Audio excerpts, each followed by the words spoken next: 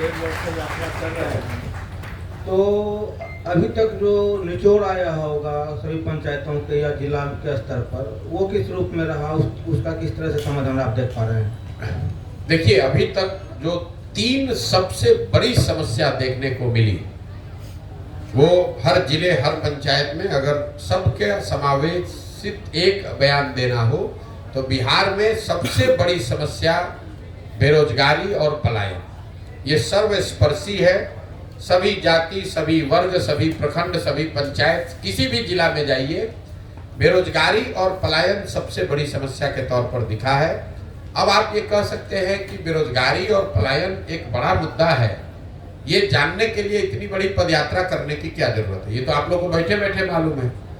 ऐसी बात नहीं है। जब पदयात्रा किया तो पिछले 17 महीनों में 5000 से ज्यादा गांव में जाकर जो देखा, तो ये पता चला कि बेरोजगारी और पलायन की विकरालता क्या है, इसका सामाजिक आर्थिक पहलुओं की समझ बनी। जैसे मान लीजिए कि पलायन को लेकर ऐसा लोगों का मानना है कि जो बिहार से गरीब लोग हैं, वो बहुत बड़ी संख्या में युवा और गरीब यहाँ से बाहर जाता है मजदूरी करने।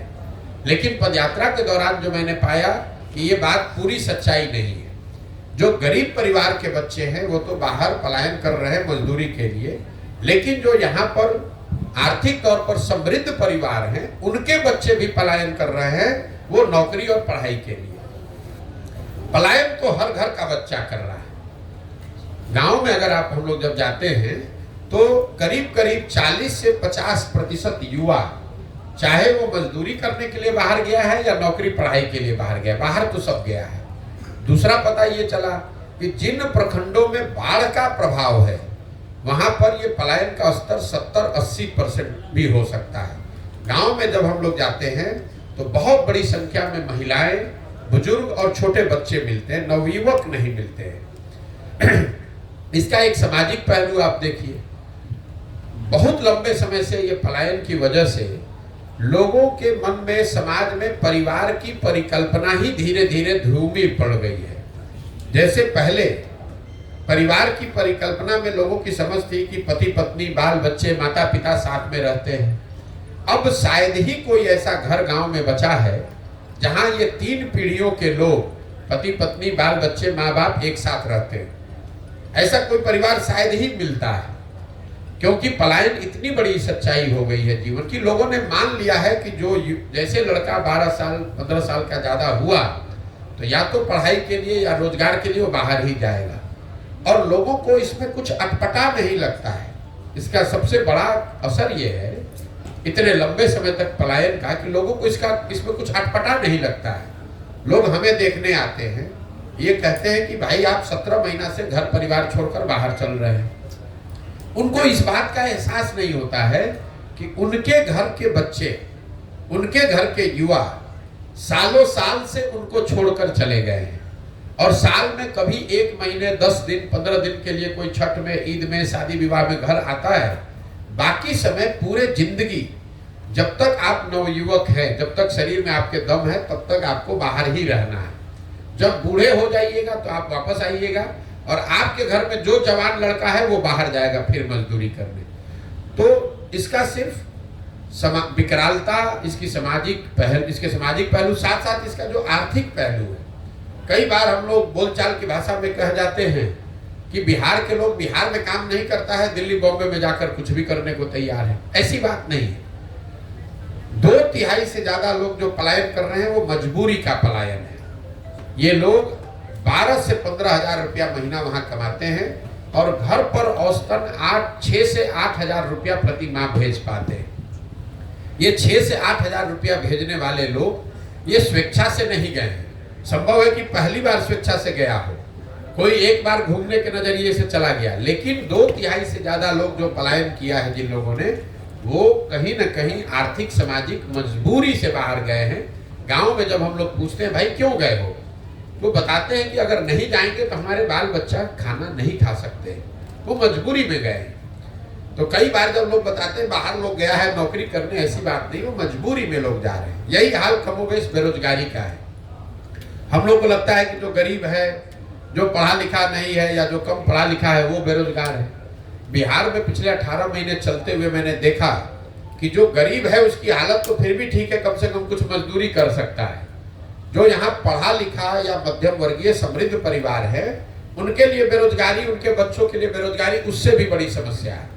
जो 10, 20, 25, 50 बीघा खेत का मालिक है, कोई छोटा मोटा रोजगार व्यापार गांव में कर रहा है, वो लोग भी चल कर आते हैं और लिटरली हाथ जोड़ने को तैयार है कि भैया 20,000 का नौकरी हमारे बच्चे को कहीं दिलवा दीजिए। नौकरी की इतनी यहाँ बेरोजगारी की समस्या है। तो बेरोजगारी और पलायन ये सर्वस्पर्शी सबसे बड़ी समस्या दिखी। दूसरी जो सबसे बड़ी समस्या दिखी वो है शिक्षा व्यवस्था का ध्वस्त होना। ये एक दूसरा पहलू मैंने देखा जिसमें समाज का हर वर्ग, चाहे आप पढ़े लिखे हैं, अनपढ़ हैं, अगड़े हैं, पिछड़े हैं, हिंदू, मुसलमान, महिला, पुरुष, गरीब, अमीर, हर व्यक्ति ये कह रहा है कि बिहार में शिक्षा व्यवस्था ध्वस्त हो गई है। बिहार में शिक्षा की व्यवस्था बहुत अच्छी कभी नहीं थी। हम खुद सरकारी स्कूल से बिहार में पढ़े हैं, लेकिन पहले हर प्रखंड में, अनुमंडल में, जिले में 2, 4, 5, 10 स्कूल ऐसे जरूर थे जहां अगर आपने पढ़ाई कर ली, कॉलेज में चले गए तो आपका जीवन सुधर सकता था। आप साइंस कॉलेज पहुंच गए, पटना कॉलेज पहुंच गए तो आपका जीवन सुधर जाएगा। आज की जो स्थिति है इसमें कहीं पर वो व्यवस्था बची ही नहीं है। कई बार लोगों को लगता है कि शिक्षा व्यवस्था इसलिए खराब है कि भैया स्कूल में खिचड़ी बट रहा है। कुछ लोग ये कहते हैं कि शिक्षकों की गुणवत्ता खराब हो गई। मैं आपको बता रहा हूं ये दोनों बात में पूरी सच्चाई नहीं है। अगर सिर्फ खिचड़ी बांटने से शिक्षा व्यवस्था बिहार में खराब होती तो लोग ये ध्यान नहीं देते हैं कि 8वें क्लास से ऊपर के जो स्कूल हैं, विद्यालय हैं या कॉलेज है, उसमें तो खिचड़ी नहीं बट रहा है। वहां पर पढ़ाई क्यों नहीं हो रही? आपने अगर कहा कि नियोजित शिक्षकों की गुणवत्ता की वजह से शिक्षा व्यवस्था खराब हो गई, तो पटना साइंस कॉलेज में, पटना कॉलेज में पढ़ाई क्यों नहीं हो रहा है? सीएम साइंस कॉलेज दरभंगा में पढ़ाई क्यों नहीं हो रहा है? लंगट सिंह कॉलेज में पढ़ाई क्यों नहीं हो रहा है? वहां पर तो नियोजित शिक्षक नहीं है। पढ़ाई की व्यवस्था इसलिए खराब हुई है कि जो मेरी समझ बनी 18 महीनों में, कि कहीं ना कहीं सरकार और समाज, मैं अंडरलाइन कर रहा हूं समाज को भी, सरकार और समाज दोनों की प्राथमिकता में शिक्षा अब रह ही नहीं गई है। किसी को चिंता ही नहीं है कि पढ़ाई होनी चाहिए। सरकार ने एक व्यवस्था बना दी, समता मूलक शिक्षा नीति के नाम पर हर गांव, हर पंचायत में 2-4 गो बिल्डिंग बना दिया गया। नतीजा क्या हुआ? जहां विद्यालयों के भवन बने वहां शिक्षक नहीं है, जहां शिक्षक है वहां विद्यालय के भवन नहीं है, जहां दोनों है वहां बच्चे नहीं है, जहां तीनों है वहां पढ़ाई नहीं। पढ़ाई की चिंता ही नहीं है। समता मूलक शिक्षा नीति बनाने के नाम पर हर जगह विद्यालय बना दिया गया, शिक्षकों को बहाल कर दिया गया और पढ़ाई की चिंता सरकार ने बिल्कुल छोड़ दी। इसी तरह समाज ने भी विद्यालयों की जो छवि थी वो शिक्षा का केंद्र के बजाय अब सरकारी योजनाओं और बेनिफिट बांटने का केंद्र हो गया कि भैया स्कूल में जाएंगे तो खिचड़ी मिलेगा, स्कूल में जाएंगे तो साइकिल मिलेगा, स्कूल में जाएंगे तो पोशाक का पैसा मिलेगा, स्कूल में जाएंगे और वहां पढ़ाई होगा, इसकी चिंता ही किसी को नहीं। तो जो गार्जियन है, जो पढ़ाने वाले परिवार भी है, वो सरकारी स्कूलों में, विद्यालयों में अपने बच्चों का नामांकन उन्होंने कराया हुआ है कि उसको पोशाक का, साइकिल का, खिचड़ी का पैसा मिलता रहे। और अगर पढ़ाना है तो उसके लिए बगल के प्राइवेट स्कूल के कोचिंग में, ट्यूशन में नाम लिखवाया है। यही हाल कमोवेश कॉलेज का है। कॉलेज की जो छवि है बिहार में, वो सिर्फ डिग्री पाने का केंद्र है। नाम लिखवाइए और 3 बरस लगे या 5 बरस लगे, डिग्री लेकर चले आइए। बच्चे भी ये नहीं कहते हैं कि पढ़ाई नहीं हो रहा, वो कह रहे भैया 3 बरस का डिग्री 5 बरस लग रहा है लेने में। एक कॉलेज में 15-15 हजार विद्यार्थी है, वहां टोटल कॉलेज में 10 क्लासरूम है। तो ये जो अभी नया नियम जैसे बना कि भाई सबको अटेंडेंस अनिवार्य कर दिया जाए, आप जरा बताइए, अगर 15,000 लड़के किसी विद्यालय में, कॉलेज में आ जाए, वहां 10वीं कक्षा है, तो 15,000 आदमी बैठेगा कहां? तो कहीं ना कहीं बिहार की पूरी शिक्षा व्यवस्था को अगर एक लाइन में आपको बताना हो तो स्कूल में से खिचड़ी बट रहा है, कॉलेज से डिग्री बट रहा है। समाज और सरकार दोनों के लिए बस इसका इतना ही उपयोग है, पढ़ाई दोनों में कहीं नहीं हो रहा है। यही कारण है कि बिहार में जितने अनपढ़ बेरोजगार हैं उससे ज्यादा पढ़े लिखे बेरोजगार हैं, जिनके पास डिग्री है लेकिन समझ समझदारी, ज्ञान कुछ नहीं है। तीसरी जो सबसे बड़ी समस्या मुझे दिखी यहाँ, वो है किसानों की बदहाली। यहाँ का जो किसान है वो बिल्कुल बदहाल है, और इसकी मूल वजह यह है कि बिहार में किसानों की बदहाली जो 18 महीनों में मैंने देखी, क्यों इतना बदहाल है किसान, उसकी 3 समस्या है। पहली समस्या है बिहार में भूमि सुधार का लागू नहीं होना। इसकी चर्चा यहाँ पर कोई नहीं करता है। फॉरवर्ड बैकवर्ड का नाम लेकर समझता है कि जमीन जो है मालिक वो फॉरवर्ड है, जो जमीन नहीं है वो बैकवर्ड है, इसलिए इसकी कोई चर्चा नहीं करता है। मैं आपको सामने से कह रहा हूँ कि बिहार में गरीबी, ग्रामीण गरीबी जो रूरल पॉवर्टी है, उसकी एक मूल वजह है भूमि सुधार का लागू न होना। नतीजा ये हुआ है कि यहाँ पर करीब करीब 1/3 से ज्यादा जमीन डिस्प्यूटेड है। उसको पता ही नहीं कि इसका मालिकाना हक किसके पास है। चाहे वो जमीन सरकार का है, पट्टा दे दिया गरीब को उसका हक नहीं मिला, या चकबंदी की जमीन थी उसमें वो गड़बड़ हो गया, भूदान की हजारों एकड़ जमीन पता ही नहीं कहाँ गया, नदी का कटाव हुआ, नदी इधर से उधर गई, जमीन कहीं से कहीं चला गया, पता ही नहीं चला।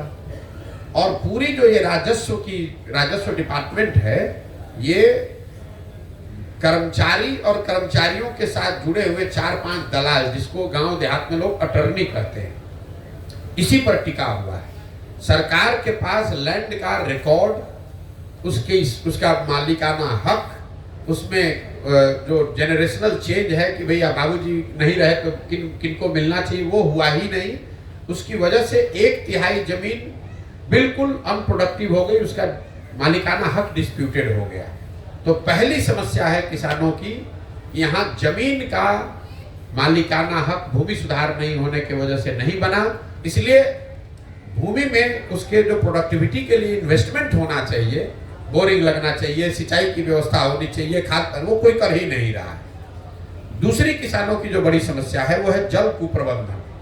अब इससे कोसी में आप लोग रहते हैं, आपसे ज्यादा तो कोई नहीं जानता है कि पानी का जो कुप्रबंधन है, बाढ़ बहुत बड़ी समस्या है, इसकी खूब चर्चा भी होती है। लेकिन आपके लिए जानकारी के लिए बता दूं कि बिहार में 50% कृषि योग्य जमीन ही बाढ़ से प्रभावित है। बाकी का जो 50% जमीन है, उसमें आधी से ज्यादा जमीन या तो सूखे से प्रभावित है, या जल जमाव या नदियों के कटाव से प्रभावित है। आप लोगों ने कोसी के इस इलाके में अनुभव किया, बाढ़ से जितना नुकसान नहीं हुआ, उससे सबसे ज्यादा नुकसान हुआ जब कोसी ने अपना मार्ग बदल दिया। नेपाल से लगते हुए जितने बिहार के जिले हैं, वहां गांव जब हम लोग गए तो पता चला कि बाढ़ तो जब आता है तब आता है, जो नदी आते हैं नेपाल से, छोटी छोटी नदियां हैं, वो हर साल एक नया रास्ता बनाकर आती है, और एक बार रास्ता बदला तो 2-4-5 पंचायत का जमीन परमानेंट खराब हो गया। यही हाल कमोवेश जब आप गोपालगंज से चलिएगा, तो गोपालगंज में, सिवान में, छपरा में, वैशाली में, मुजफ्फरपुर, दरभंगा में, समस्तीपुर में, बेगूसराय में, हर पंचायत में सैकड़ों एकड़ जमीन ऐसी है जो वहां जल जमाव की समस्या है, वहां से पानी निकलता ही नहीं। जो चवर जिसको लोग कहते हैं, लख कहते हैं, कई जगह मन भी लोग कहते हैं, पानी लग गया तो वहां अब वो पानी निकलता ही नहीं है। तो या तो वहां एक फसल हो रहा है या वो भी नहीं हो रहा है। तो जितनी बड़ी समस्या बाढ़ की है, उतनी ही बड़ी समस्या सूखे की, जल जमाव की और नदियों के कटाव की भी है। सड़क पर आप चलते हैं तो एक साइड पानी लगा हुआ है इसलिए खेत नहीं हो रहा है, दूसरे साइड सूखा पड़ा हुआ है इसलिए खेती नहीं हो रहा है। तो जो जल, पानी जो बिहार के सबसे बड़ी ताकत, संपदा हो सकती थी, वो आज हम लोग के लिए अभिशाप बनी हुई है। और तीसरी जो सबसे बड़ी समस्या है किसानों की, वो है यहाँ पर अनाज का सही भाव न मिलना। इन सारे परेशानियों के बावजूद जो बिहार में किसान पैदा कर रहा है, उसको उसका कीमत ही नहीं मिल रहा है। एक आर्थिक सर्वेक्षण अभी किया गया है जिसमें ये बताया गया है कि बिहार जैसे राज्य में किसानों को उनके फसल का उचित मूल्य न मिलने की वजह से करीब करीब यहाँ के किसानों को हर साल 20,000 करोड़ रुपए का नुकसान हो रहा है। 20,000 करोड़ रुपए का नुकसान हर साल बिहार के किसानों को हो रहा है। जैसे धान का कीमत है 2,090 रुपया, और पूरे बिहार में धान अभी बिका 1,600 रुपया, 1,700 रुपया में। गन्ने का कीमत है करीब 2,100 रुपया, गन्ना बिक रहा है 1600। मकई का कीमत है 2,100 रुपया, बिक रहा है 1,600 में, 1,700 में। कमोवेश सारे फसल के लिए, क्योंकि यहाँ कोई सहकारिता की व्यवस्था है नहीं, बाजार समिति है नहीं, एफपीओ है नहीं और प्राइवेट फैक्ट्री रोजगार है नहीं, तो आखिर किसान जो है वो बेचेगा किसको? सिर्फ बिचौलियों को बेच रहा है और वो 30% 40% नुकसान करके बेच रहा है। तो ये तीन जो समस्या है, भूमि सुधार का लागू न होना, जल संसाधन का कुप्रबंधन और तीसरा किसानों के फसल का दाम का न मिलना, इन तीन वजहों से बिहार के किसानों की बदहाली है। आपने जो सवाल किया था कि जो सबसे बड़ी समस्या क्या है, यही तीन समस्या मुझे अभी तक, बेरोजगारी और पलायन, शिक्षा व्यवस्था का ध्वस्त होना और किसानों की बदहाली, ये हर जिले हर पंचायत में अभी तक सामान्य रूप से हर वर्ग में सुनने को मिली है। बाकी तो हर जिले की हर पंचायत की अलग अलग समस्या है, लेकिन ये समस्या हर जगह है। सर, प्रशांत किशोर जी का नाम हमेशा रणनीतिकार में आता है, किसी पार्टी को जिताने के नाम से नाम आता है, तो किन्हें जिताने के लिए पद यात्रा निकली है? बिल्कुल, आप मेरी जो पहचान है, जो आप जिसको रणनीतिकार बता रहे हैं, ये आपको लग रहा है कि हमने कोई वो काम छोड़कर दूसरा काम शुरू किया है। हमारी नजर में हम वही काम कर रहे हैं। फर्क बस इतना है कि पहले ये रणनीति मैं किसी दल या नेता के लिए बनाता था, अब ये रणनीति मैं बिहार की जनता के लिए बना रहा हूँ। पहले ये सुझाव दल के नेताओं को बता देते थे, अब ये सुझाव बिहार की जनता को दे रहे हैं। पहले ये व्यवस्था, ये मदद दल के कार्यकर्ता को कर रहे थे, अब ये सुझाव, ये व्यवस्था, ये मदद बिहार के समाज के उन लोगों के लिए कर रहे हैं जो नया दल बनाना चाहते हैं, इस व्यवस्था को बदलना चाहते हैं कि भैया हम जुड़े, हम भी कंधा लगाएंगे, हम भी बिहार में कोई सुधार के लिए प्रयास करना चाहते हैं, उनको ये मदद कर रहे हैं। तो आपका जो सवाल है किसको जिताना चाह रहे हैं, इसका पूरा लक्ष्य है बिहार की जनता को जिताने के लिए ये काम शुरू किए हैं। और अब मैं किसी दल का नेता का नहीं, बिहार की जनता का रणनीतिकार हूँ। और 10 बरस में जैसे दलों को, नेताओं को जिताया, वैसे लिख कर रखिए, धीरज रखिए, 2 बरस में बिहार की जनता को भी जिताकर आपको दिखाएंगे। कई लोग सवाल कर रहे हैं कि किसी पार्टी के लिए भी काम कर रहे हैं। सवाल करने का तो कोई अंत है नहीं भाई, जिन पार्टी के लिए काम कर रहे हो तो सब पार्टी चुनाव लड़ रहा है, हम तो पार्टी बनाए नहीं। हमने आपको बताया हम काम कर रहे हैं बिहार की जनता के लिए, तो स्वाभाविक है जो जनता से मुफ्त में जिसको वोट मिल रहा है पिछले 25 साल से, उसको तो घबराहट होगी ही। भाई आप भाजपा चलाते हैं तो भाजपा वालों को तो भारी डर यही होगा कि भाई अभी तक जो लालू जी से डर के हमको मुफ्त में वोट देता था, जनता के पास विकल्प हो जाएगा तो भाजपा को वोट नहीं देगा। लालटेन के लोग जो मुफ्त में मुसलमानों को भाजपा का डर दिखाकर वोट लेते हैं, उनको लग रहा है कि भाई मुसलमानों को कोई नया विकल्प मिल जाएगा तो हमको वोट नहीं देगा। तो अगर आपके सामने से थाली अगर कोई छीन कर ले जाएगा तो आप तो थोड़ा बहुत हल्ला मचाइएगा ही। हालात है सियासतदानों की बिहार में हो या देश में, क्या जो जैसे हालात है जो देख रहे हैं देश भर में किस तरह से सियासत हो रही है, ऐसे में प्रशांत किशोर पर बिहार की जनता खास करके विश्वास कैसे करेगी कि आज आप अच्छी अच्छी बातें कर रहे हैं, जैसे अमूमन सभी नेता बोलते हैं, क्या गारंटी है कल सत्ता में आने के बाद जो अभी स्थिति है उसके अनुकूल? मेरे भाई 17 महीना से हम पैदल चल रहे हैं। आपने या तो मेरी कोई बात, कोई सभा सुनी नहीं, या सुने तो उसको उस पर आपने ध्यान नहीं दिया। हम सभा की शुरुआत में ही कहते हैं, पहला ही लाइन, कि बिल्कुल भी कभी जीवन में प्रशांत किशोर पर भरोसा मत करो, किसी भी नेता पर भरोसा मत करो। ये कभी मत सोचो कि हमको वोट दे दोगे तो हम आकर तुम्हारा जीवन सुधार देंगे। अगर हमको वोट दोगे, हमारे कहने पर वोट दोगे, तो जैसे पहले के लोगों ने धोखा किया, हम भी आपके साथ धोखा कर सकते हैं। इसलिए वोट प्रशांत किशोर को नहीं, मोदी को नहीं, नीतीश लालू को नहीं, वोट अपने बच्चों को दो, अपने खड़ा हो, अपनी व्यवस्था बनाओ, उसमें मालिक मुखिया बनो। प्रशांत किशोर कहाँ दल बनाए हैं कि कह रहे हैं कि हमको वोट दे दीजिए, कि आप भरोसा कीजिएगा कि नहीं कीजिएगा। हम आपसे वोट मांगे नहीं, चंदा ले नहीं रहे हैं, आपसे कार्यकर्ता बनने के लिए कह नहीं रहे हैं। तो आप जब हम पर भरोसा कीजिएगा ही नहीं, जब विश्वास कीजिएगा नहीं, तो घात होगा कैसे? प्रशांत जी, 18 महीने की जो आपकी यात्रा है उसमें आपके साथ लाखों लोग जुड़े हैं, हर जगह से जुड़े हैं। अभी लोकसभा का चुनाव होने वाला है, उन लोगों के पास असमंजस की स्थिति रहेगी कि आखिर वो लोग किनके साथ जाएं? बिल्कुल असमंजस की स्थिति नहीं है। दल जब बनेगा तभी तो आप चुनाव लड़ेंगे। मान लीजिए कि आपको बहुत भूख लगा है, आपने खिचड़ी बनाना शुरू किया, तो अब आप अधपकी खिचड़ी तो खाएंगे तो तबीयत खराब हो जाएगा। अब भूख लगा है, 2 दिन से खाना नहीं खाए हैं, तो जब तक खिचड़ी नहीं बन रहा है तब तक धीरज रखना पड़ेगा। जन सुराज की व्यवस्था के तहत जो दल बनना है वो तो दल तभी बनेगा जब पदयात्रा पूरी होगी। जब पदयात्रा पूरी हो जाएगी, दल बन जाएगा, उसके बाद जो भी चुनाव आएगा, चाहे वो लोकसभा का आए, विधानसभा का आए, उसमें चुनाव लड़ा जाएगा। लेकिन जब दल है ही नहीं तो चुनाव लड़ेंगे कैसे? और इसमें वहां आप कह रहे हैं लोगों को असमंजस की स्थिति है, इसी असमंजस में तो पिछला 50 वर्ष से आप जी रहे हैं, तो 2 महीना और जिंदा रहिए। लेकिन जो मैंने जनता को कहा है कि मैं दल तभी बनाऊंगा जब मैं पूरे बिहार की पदयात्रा कर लूं, लोगों से मिल लूं, समझ, जो मैंने आपको 3 उद्देश्य बताए। तो अभी आधा बिहार हम पैदल चले, आधा बाकी है। तो मान लीजिए कि कल दल बनाकर हम चुनाव लड़ते हैं, तो भागलपुर के किसी पंचायत की योजना हम कैसे जारी करेंगे? वहां तो हम गए नहीं हैं अभी। तो जब पूरा बिहार चल लेंगे तो लोगों तक अपनी बात भी पहुंचा दी होगी, उनके समाज को मत कर सही लोगों को निकाल कर एक संगठन भी बना दिया होगा, और बिहार के हर पंचायत का एक योजना भी होगा। तब लोगों को जाकर कहेंगे कि भाई ये दल है, ये लोग हैं, ये योजना है, आप इसको देखिए, ठीक लगे तो जुड़िए, वोट दीजिए, न ठीक लगे तो जैसे है वैसे चलिए। प्रशांत जी, मैं इमरान व्यावर्स न्यूज़ से, आपने कुछ समय पहले बोला था कि मेरी विचारधारा कांग्रेस के करीब है। अगर कांग्रेस आपको ऑफर देती है तो क्या उससे आप जुड़ेंगे या फिर आप इस पर क्या? आप लोग का ये 2+2 जोड़ना जो है, सवाल ये पूछा गया कि आपकी विचारधारा क्या है। मैंने ये बताया कि अगर हम गांधी को लेकर चले हैं, गांधी के सोच से प्रेरित होकर ये पूरा अभियान चला रहे हैं, तो विचारधारा के आधार पर हमारी विचारधारा वही होगी जो गांधी ने बताया होगा। और इस विचारधारा को आज की कांग्रेस वो दावा करती है कि we represent this ideological space.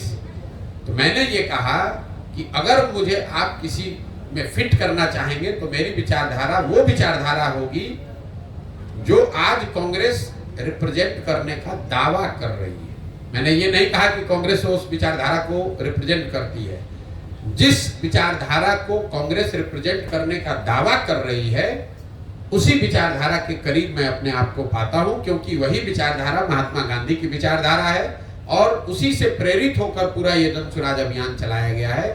आप अभी ये सुने हैं, हम जब से पदयात्रा शुरू किए हैं तब से कह रहे हैं कि ये पूरा जो जन स्वराज अभियान है ये कहीं ना कहीं आजादी से पहले, अब आजादी से पहले वाला लाइन मिटा मत दीजिएगा, आजादी से पहले की जो कांग्रेस थी, जो महात्मा गांधी की कांग्रेस थी, उस राजनीतिक व्यवस्था, उस विचारधारा को, उस तरह के दल को पुनर्जीवित करने का प्रयास है, अभियान है। और उस नजरिए से आज जो कांग्रेस दावा कर रही है उसी विचारधारा के करीब आप हमको पाएंगे। इसमें ज्वाइन करने या छोड़ने, भाई कांग्रेस तो बिहार की दुर्दशा के लिए सबसे बड़ी जिम्मेवार पार्टी अगर कोई रही है तो कांग्रेस रही है। लालू जी तो बिहार में एक ही बार अपने दम पर जीत कर आए, बाकी टाइम तो कांग्रेस के ही बैसाखी से वो उन्होंने सरकार चलाई। और कांग्रेस ने 25-30 सांसदों के लालच में कि दिल्ली में बिहार से 25-30 सांसद जीत के जाता रहे, इसलिए उन्होंने बिहार को लालू जी के हवाले करके छोड़ दिया। ऐसा तो है नहीं कि कांग्रेस को पता नहीं था उस समय कि बिहार में क्या हो रहा है, या बिहार पिछड़ रहा है, या बिहार की जनता गरीब है, पलायन कर रही है, मजदूरी नहीं मिल, इनको रोजगार नहीं मिल रहा है। इन सब के बावजूद कांग्रेस ने यहाँ लालू जी का शासन चलवाया क्योंकि उनको 20-30-40 सांसदों का लालच था। यही काम आज भाजपा कर रही है। आपको क्या लगता है कि पूरे देश में दूसरे दलों को तोड़कर खरीद कर सरकार बनाने वाली भाजपा बिहार में सबसे बड़ा दल होने के बाद भी सरकार नहीं बनाती है? क्यों? क्योंकि उसको यहाँ से 35-40 सांसद चाहिए और उसको भी मालूम है कि नीतीश कुमार कुछ कर नहीं रहे। उसके लोगों ने, उनके नेताओं ने क्या बयान दिया है, अमित शाह ने क्या कहा, माननीय मोदी जी ने क्या कहा नीतीश कुमार के बारे में, किसी से छुपा हुआ नहीं। अभी 2 महीना पहले तो लोग चिल्ला चिल्ला के कह रहे थे कि बिहार को बर्बाद कर दिया। फिर नीतीश कुमार को क्यों बनाया? इसलिए बनाया है कि बिहार में समीकरण बनाकर 30-35 सांसद जीते। सांसद हम लोग का बिहार से जाता रहे, बिहार का जनता भोग रहा है तो भोगे, बिहार का जनता भीख मांग रहा है, भीख मांगे, हम लोग के बच्चे जाकर गाली खाएं, मजदूरी करें, तो उससे कोई फर्क नहीं है। मोदी जी बिहार में इतने बड़ी संख्या में लोग भाजपा को, मोदी जी को वोट दे रहे हैं। कोई नहीं पूछ रहा है कि मोदी जी रोज गुजरात जा रहे हैं इन्वेस्टमेंट सबमिट करने के लिए, 1 लाख करोड़ का बुलेट ट्रेन बना रहे हैं, गुजरात में तरक्की हो रही है। गुजरात से बीजेपी का एमपी जीता 26। आप मुझे बता दीजिए 10 वर्ष में मोदी जी एक दिन बिहार आए हों कि भैया बिहार में भी इन्वेस्टमेंट सबमिट होना चाहिए। मान लीजिए कि यूपी में 10 लाख, अभी कल ही आए थे शायद, 10 लाख करोड़ का कह रहे हैं कि इन्वेस्टमेंट हो रहा है। मान लीजिए हम लोग बिहार गरीब राज्य, हम लोग 50,000 करोड़ का ही इन्वेस्टमेंट के लिए आ जाते, 10 वर्ष में एक बार भी नहीं आए। लेकिन यहाँ की जनता बेवकूफी में या समझिए ना समझी में उसी मोदी जी को जाके वोट दे रही है या मजबूरी में वोट दे रही है, और इसीलिए हम लोग के बाल बच्चे भोग रहे हैं। एक बड़ा सवाल है सर, विश्वास यात्रा तेजस्वी यादव जी कर रहे हैं और पदयात्रा प्रशांत किशोर यादव जी भी कर रहे हैं। उधर गांधी जी के विचारधारा से जुड़ करके राहुल गांधी जी भी कर रहे हैं। तो क्या लगता है प्रशांत किशोर कहाँ, पदयात्रा किस रूप में? आपका सवाल ही नहीं समझे, लेकिन अगर आप कह रहे हैं कि बहुत यात्रा हो रही है तो पुनः दोबारा लोकतंत्र है, हर आदमी अपना प्रयास करने के लिए स्वतंत्र है। ना सवाल आपका समझ लिए, आप इतना ना उसको घुमा दिए कि आप खुद ही नहीं बता पा रहे कि आप क्या पूछना चाह रहे हैं। लोकतंत्र है, दलों को, नेताओं को हर तरह का पब्लिक के बीच में जाकर प्रयास करने का की स्वतंत्रता है। फर्क समझिए, राहुल गांधी कांग्रेस के नेता हैं और वो कांग्रेस के लिए वोट मांग रहे हैं और उसके लिए पदयात्रा कर रहे हैं। तेजस्वी यादव अभी कल तक उप मुख्यमंत्री थे, वहां से झटक कर नीतीश कुमार ने किनारे लगा दिया, तब उनको जनता का याद आ रहा है। प्रशांत किशोर का कोई दल नहीं है, प्रशांत किशोर वोट नहीं मांग रहे हैं, प्रशांत किशोर ये नहीं कह रहे हैं कि हमको जिताकर मुख्यमंत्री बना दीजिए। प्रशांत किशोर ये अभियान चला रहे हैं बिहार की जनता को ये बताने के लिए कि तुमने सबकी चिंता की, तुमने जात की चिंता की, तुमने राष्ट्रवाद की चिंता की, तुमने विचारधारा की चिंता की, तुमने सामाजिक न्याय की चिंता की, तुमने लालू यादव की चिंता की, उनके बच्चे की चिंता की, तुमने मोदी की चिंता की। अब समय आ गया है एक बार अपने बच्चों की चिंता कर लो, क्योंकि तुम्हारे बच्चे जब नहीं पढ़ेंगे, तुम्हारे बच्चे जब तक मजदूर अनपढ़ रहेंगे, तब तक चाहे मोदी बन जाए, लालू बन जाए, प्रशांत किशोर बन जाए, तुम्हारा और तुम्हारे परिवार का भला नहीं होगा। तो पदयात्रा के उद्देश्य में फर्क है, दूसरा इसकी शुद्धता में फर्क है। ये पदयात्रा है तो हम 17-18 महीने से घर परिवार छोड़कर पदयात्रा ही कर रहे हैं। ऐसा नहीं है कि एक दिन रैली करने चले गए, एक दिन चुनाव लड़ रहे हैं। 18 महीना से घर परिवार छोड़कर पदयात्रा ही कर रहे हैं, गांव में ही रहते हैं। आप देख रहे हैं, हाँ आपसे भी मिलने आए हैं तो किसी होटल सर्किट हाउस में नहीं गए हैं। और दूसरा, इस पूरी व्यवस्था में कोई सुरक्षा, कोई सिपाही, कोई हवलदार नहीं है। गांव-गांव पैदल ही जाते हैं। कोई भी व्यक्ति जो चाहे वो आकर मिल सकता है, बात कर सकता है, धक्का दे सकता है, गाली दे सकता है, आशीर्वाद दे सकता है। ये फर्क है। ये जो लोग पदयात्रा जिनकी आप चर्चा कर रहे हैं, मैंने पहले भी कहा था, नीतीश कुमार ने एक यात्रा की थी। इनको खुली चुनौती दे रहे हैं कि अपने अगल बगल सुरक्षा ये हटा दें और किसी एक गांव पंचायत में पैदल चल के दिखा दें। इनका दम नहीं है कि एक पंचायत या एक गांव में बिना सुरक्षा के, बिना अपने लाभ का दल बल के एक गांव में ये लोग चल के दिखा दें। नीतीश कुमार मुख्यमंत्री हैं ना भाई, उनको खुली चुनौती मैंने दे रखी है कि आप एक पंचायत में खाली पैदल चल के दिखा दीजिए। मेरे भाई, इनका दम नहीं है। हम 18 महीना से गांव में ही चल रहे हैं, बिना किसी सुरक्षा के चलते हैं, सरेह में ही सोते हैं और 18 महीना से कर रहे हैं। हर जाति, हर वर्ग, हर समाज के लोग के पास गए हैं, सब ने हाथ उठाकर आशीर्वाद दिया है। सब ने कहा कि नहीं, जो आप प्रयास कर रहे हैं वो ठीक है। वो हमको वोट दे, हमको माने, हमको पसंद करे, वो अलग बात है। लेकिन कोई ये नहीं कह रहा है कि ना भैया आप बहुत गलत काम कर रहे हैं, इसको मत कीजिए। जिस गांव से भी गए हैं वहां पर लोगों ने यही कहा, ना भैया प्रयास तो आप ठीक कर रहे हैं, बात ठीक कर रहे हैं। ये फर्क है। सर, अभी के दौर में जाति, धर्म, मजहब को लेकर लोग वोट करते हैं और इस कब नहीं करते थे कि अब करते हैं? अब ज्यादा बढ़ गया है। आपके पास कोई थर्मामीटर है? ज्यादा बढ़ गया है? आपके पास थर्मामीटर है कि अब ज्यादा बढ़ गया? पहले कम था। मोदी जी को वोट पड़ा है कि नहीं बिहार में? जोर से बोलिए, पड़ा है कि नहीं? सबको सुनना ही है। पड़ा है ना? तो मोदी जी के जाति के यहाँ कितना आदमी रहता है मधेपुरा बिहार में, जरा बता तो दीजिए। अभी तो आप बोले कि सब लोग जाते पर वोट दिया है। पहले एक बात पर अड़े रहिए, आपने कहा कि हर आदमी बिहार में जाति पर ही वोट दे रहा है। पूरा क्वेश्चन सुन लिए क्वेश्चन रोज है। अरे 18 महीने से यही सवाल रोज सुनते हैं। बिहार में आदमी को सवाल इससे ज्यादा कुछ आता ही नहीं है, यही 4 सवाल पड़ता है, भैया जाति पर वोट पड़ता है, आप कैसे निपटिएगा। अरे आप पत्रकारिता करते हैं तो हमको भी तो थोड़ी बहुत समझ होगी।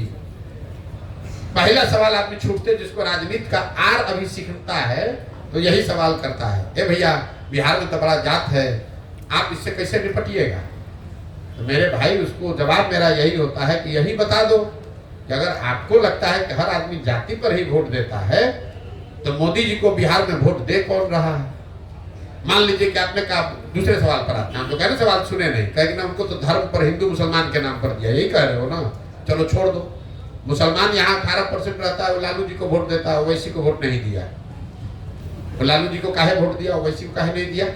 विधानसभा में जो पूछ रहे हैं वो बताओ, लालू जी को मुसलमान वोट क्यों देता है, तो उनके जाति का नहीं है। काहे जबरदस्ती का ज्ञान, जब एक होता है सवाल, एक होता है तर्क और दूसरा होता है कुतर्क। आपने कहा जाति धर्म, भाई जाति धर्म पर वोट बिहार में भी पड़ता है, पूरे दुनिया में पड़ता है, इसमें नई बात क्या है।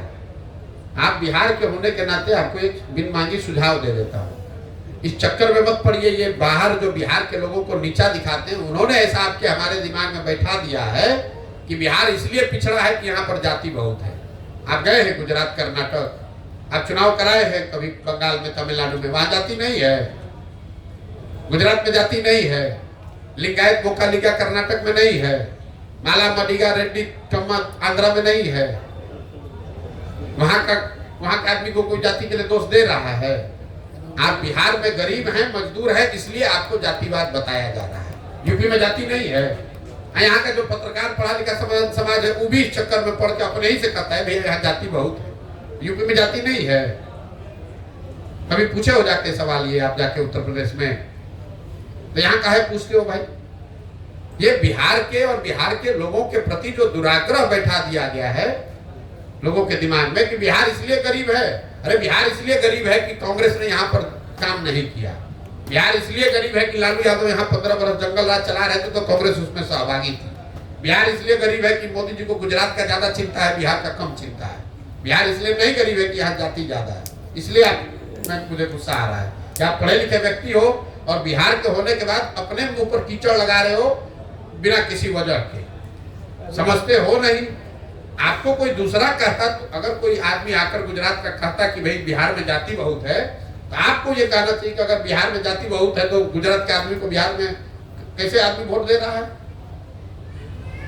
तो आप लोग उल्टे अपनी बात कर रहे हैं, भैया हम लोग यहाँ जाति बहुत है इसीलिए गुजरात में जाते हैं तो आपको 4 लात मारता है, इसीलिए आप तमिलनाडु में जाते हैं तो आपको हमको गाली देता है। यहाँ के आदमी को समझ ही नहीं है। जमीन पर पड़ा हुआ कीचड़ अपने मुंह में लगा कह रहा है कि हमारा मुंह में देखो कीचड़ लगा है। आपने योगी आदित्यनाथ से कभी पूछा है कि भाई यूपी में आप जात का राजनीति कर रहे हैं कि नहीं कर रहे हैं? मोदी जी से, अमित शाह से कभी आपने पूछा है कि गुजरात में आप लोग जात का राजनीति करते हैं कि नहीं करते हैं? क्या बात करते हैं। पिछले विधानसभा में बहुत बड़ा राजनीतिक विशेषज्ञ बनने के चक्कर में आधा पत्रकार इसी में लगा हुआ है। भैया जाति पर राजनीति होता है, आप कैसे किएगा? प्रशांत जी, पिछले विधानसभा में अखबारों में इश्तिहार देकर पुष्पम प्रिया चौधरी भी आई थी और खुद को सीएम कैंडिडेट कहा था। गांव में ये भी चर्चा है कि प्रशांत किशोर अभी पदयात्रा कर रहे हैं, भविष्य में ये भी ऐसा कर सकते हैं। लेकिन आपने पहले भी कह दिया है कि आप मुझे वोट मत दीजिए, विश्वास मेरे पे मत कीजिए। लेकिन पहला सवाल ये है कि अखबार में इश्तिहार देकर आपने पदयात्रा किया, भविष्य में ये पार्टी भी बन सकती है और चुनाव भी लड़ेंगे। तो चुनाव तो गाँव के लोग लड़ेंगे जिसे आप चूज कर रहे हैं, लेकिन जो गांव में आपकी यूथ क्लब बन रही है उसमें अभी लोग नहीं जुड़ पा रहे हैं, प्रशांत किशोर की रणनीति को उनके बारे में नहीं जान पा रहे हैं। नहीं जान पा रहे तो नहीं जान पा रहे, आप काहे घबरा रहे? लोग ऐसा सोचते हैं सीएम कैंडिडेट, आप काहे घबरा रहे हैं इतना? आप इतना घबराहट में हैं। मुश्किल ये है कि हमसे ज्यादा घबराहट यहाँ के पत्रकारों को है। मान लीजिए नहीं जुड़ रहा है, हमको जोड़ने में 10 वर्ष लगेगा, हमको घबराहट ही नहीं, आप काहे घबराए जा रहे हैं? यूथ क्लब क्यों बनाया गया है ये तो आपको मालूम है नहीं। यूथ क्लब इसलिए बनाया गया है कि अगले 5 वर्ष में 10 वर्ष में जो बिहार की राजनीति पर 1250 परिवारों ने कब्जा किया हुआ है, इसको तोड़ने के लिए नए युवाओं को चिन्हित किया जाए, उनको प्रशिक्षित किया जाए, उनको मुखिया, सरपंच, विधायक बनाया जाए। तो एक दिन में तो बनेगा नहीं। क्या जोड़ने के लिए क्या वो रैली निकालना है, क्लब में क्यों नहीं निकल रहा है? आप जो कह रहे नहीं जुड़ रहा है, इसका मतलब क्या है? मतलब क्लब में आप क्या होता है तो आप कहते कि जुड़ रहा है, और क्या नहीं हो रहा है आपकी नजर से? अमूमन आपका बोर्ड लगभग हर कई जगह पर देखने को मिला, लेकिन तो अच्छा है खराब है? अच्छा है, हाँ। लेकिन वहाँ पर लोग जो है सक्रिय नहीं, कई बार तो लोग के सक्रिय होने के लिए बना ही नहीं गया है। अभी यहाँ यूथ क्लब की बैठक होगी, उसमें पहले देखिए, आप लोग पत्रकार हैं, सवाल करने आते हैं, तो थोड़ा सा रिसर्च करके आएंगे, थोड़ा पढ़ के आएंगे। यूथ क्लब की परिकल्पना क्या है? बिहार के 1 लाख बच्चों को, ऐसे बच्चों को जिनके माता पिता बड़े घर के नहीं हैं, ऐसे बच्चों को जिनके माता पिता विधायक, मुखिया, सरपंच नहीं हैं, ऐसे बच्चों को जिनमें राजनीतिक सामाजिक पहचान बनाने की, काम करने की क्षमता है, जज्बा है, ऐसे बच्चों को चुना जाए, चिन्हित किया जाए, उनको प्रशिक्षित किया जाए, उनको साधन दिया जाए, मदद किया जाए। तो आज अगर चिन्हित करना शुरू करेंगे तो आपको बोर्ड दिख रहा है। अब उन बच्चों का प्रशिक्षण होगा, वो बच्चे समाज में साल, 2 साल, 5 साल, 10 साल काम करेंगे, तब ना आपको कुछ दिखेगा। आज आप पौधा लगा रहे हैं, आप कह रहे भैया उसमें आम का फल नहीं दिख रहा है, तो भैया आज पौधा लगाए हैं तो फल कैसे उसमें दिखेगा? आज तो पौधा ही लगा है ना। जब वो पेड़ होगा तभी तो समय पर उसमें फल आएगा। चलिए भैया, को लेकर के एक सवाल ले लिया जाएगा। सीधे सीधे एक सवाल है कि आपसे पहले पूछा भी जा चुका है, आप तो राजनीतिक दल बनाएंगे, चुनाव आ गया नजदीक, लेकिन क्या अभी प्रशांत किशोर तटस्थ ही रहेंगे इस लोकसभा चुनाव के लिए? भैया मैं बिल्कुल तटस्थ नहीं हूँ, मैं जनता के साथ खड़ा हूँ, और मैंने अपने लिए जो भूमिका तय की है कि मुझे गांव-गांव जाकर लोगों को ये समझाना, बताना है, वो काम हम कर रहे हैं। तटस्थ कहाँ? हम तटस्थ रहने वाले लोगों में से नहीं हैं।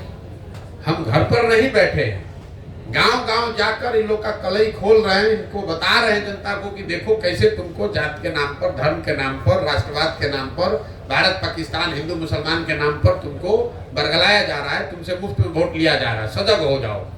अब आप कह रहे हैं सजग हो जाएगा तो क्या करेगा? तो जब सजग होगा तभी ना अपने लिए कोई व्यवस्था बनाएगा। उसके जीवन का ये पहला और अंतिम चुनाव नहीं ना है। पहले सजग होना जरूरी है, जब सजग होगा तो अपने आप नई व्यवस्था भी बना लेगा। बहुत बहुत धन्यवाद। भाजपा के 400 के दावे में कितना दम है? उनसे जाके पूछिए।